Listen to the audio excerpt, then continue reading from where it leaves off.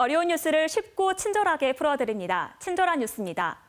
고공행진하는 장바구니 물가에 걱정이 큰 요즘이죠. 이런 가운데 최근 라면이나 과자를 만들 때 쓰는 파묘의 수입 가격이 사상 최고치를 찍었는데요. 톤당 1,400달러 선을 넘은 겁니다. 이는 관련 통계가 집계된 2000년 1월 이후 최고치인데 1,400달러를 돌파한 건 처음이라고 합니다. 1년 전과 비교하면 40%, 코로나19 초기인 2020년 3월보다도 95%나 올랐습니다. 게다가 지난달 28일부터 세계 최대 파묘 수출국인 인도네시아가 파묘 수출을 전면 중단하면서 국내 물가가 또 올라가는 건 아닌지 우려가 커지고 있죠. 그렇다면 여기서 파묘에 대해 좀 더 알아볼까요? 파묘는 팜나무라고 하는 기름 야자나무 열매를 쪄서 압착해 만든 기름인데요. 흔히들 가정에서는 콩기름이나 해바라기 씨유, 카롤라유 등 다양하게 쓰고 있죠.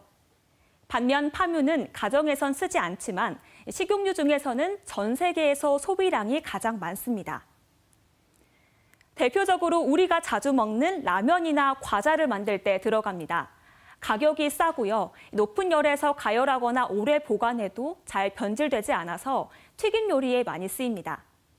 마가린이나 초콜릿, 인스턴트 커피의 프림에도 사용됩니다.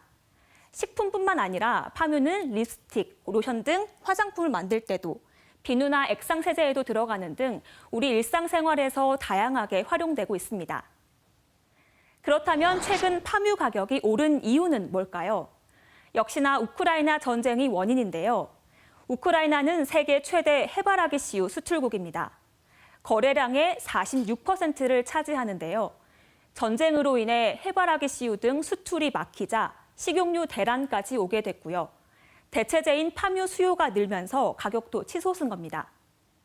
인도네시아가 최근 파묘 수출을 전면 중단한 것도 이런 이유입니다.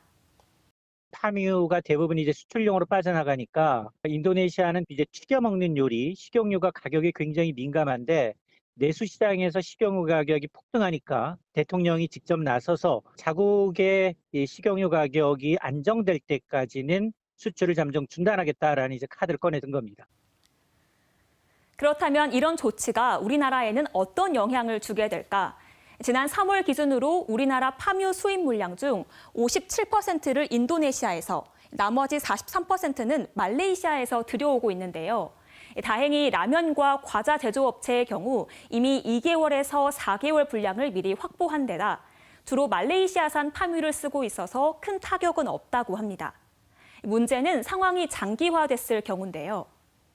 이렇게 수입 물가가 계속해서 오르면 시차를 두고 국내 물가의 전가가 되기 때문에 아마 이제 한국은행이 우려했던 것처럼 올해는 물가 상승률이 이제 4%를 연간 전체로 넘을 가능성이 높다. 농식품부도 이번 사태에 대해서 수급 불안 상황이 발생하지 않도록 식품업계와 소통하며 대응하겠다고 밝혔는데요.